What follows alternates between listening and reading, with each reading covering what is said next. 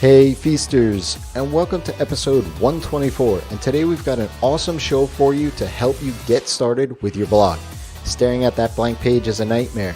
I'm going to give you 5 types of articles to get those words flowing. Welcome to the Ask Rezzz podcast. I'm Jason, and I'm here to help you get past those bumps in the road, those struggles, those things that hold you back from building an amazing and profitable freelance business each and every single day. And quite honestly, a lot of freelancers and consultants have never blogged before, surprisingly enough. So you're not alone if you haven't. And with video and social media and other platforms seemingly popping up daily, it's inevitable that you'll be enticed to follow and jump on all of those new platforms. It's important to remember, though, that by putting your content on rented land means that you have to play by their rules, and those rules can change in an instant. Case in point, I started this podcast on Anchor.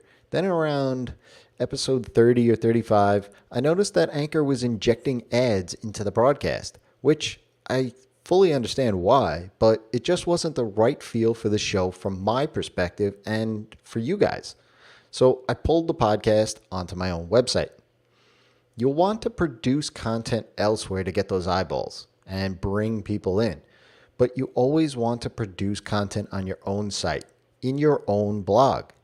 And I understand this can be overwhelming. All of the things that just unravel from that big bowl of spaghetti called blog writing.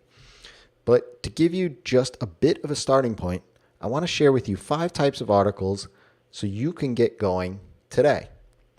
All of these types of articles are tailored specifically to what someone is searching for, right? This helps not just the people, but also the search engines too. So keep that in mind. All of these types of articles can work for any industry, business, or niche as well.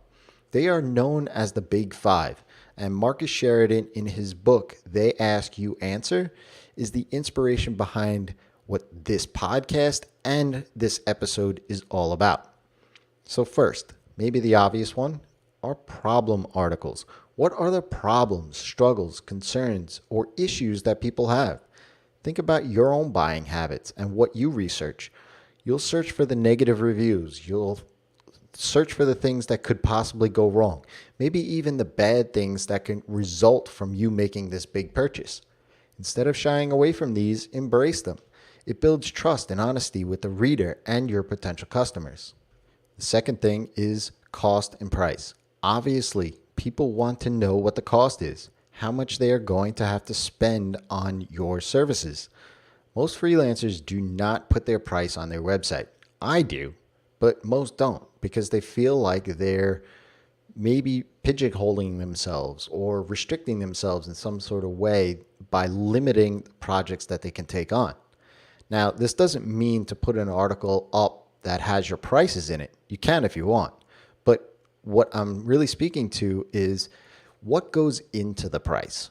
What factors affect the price? Explaining some of the reasons behind the pricing models that people may find in and around the services that you offer. Even explain why a certain service costs more than another, which leads me to the next one, versus and comparison articles. We do it all the time. We search for comparisons. We read up which TV is better. We do Mac versus PC type things, iPhone versus Samsung searches. You get my point. If you're running a marketing business, let's say, and your customers know that they need some type of marketing services, they're probably going to be searching for things like SEO versus pay-per-click or email marketing versus content marketing, trying to figure out which one is better for their business. By writing articles that compare your own services together with comparing products and maybe other services that aren't yours, starts to earn trust and positions you within the industry as an unbiased perspective on the market. The fourth type of article are reviews. Now, these are pretty self-explanatory, and you may not think to do this for your services, but it's again, a way to position yourself in the market by giving reviews of other vendors in the space, tools that are used in the space, and other things that people may use in weighing the buying decision. And finally, best of articles. These are fantastic for putting content out there and ranking for the skills and tools that you use in your own business. They'll help when potential clients search for things that they'll want to use in their own business, which will then obviously open up the doors of opportunity for you to grab their attention and potential work down the road.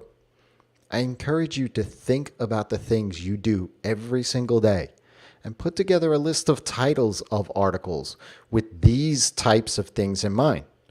Don't be afraid to mix them up as well. You can certainly do an article on the best web developers in Oceanside, New York, and include things like cost and reviews in those articles. So if you have a question, ask Rezzz. That's me, by leaving me a tweet or go to AskRezzz.com and drop in your name and email address and build out your own custom playlist. If you have a question in there, you can easily reply back to that email that you get with that custom playlist, and I'll be happy to answer it for you. Until next time, it's your time to live in the feast.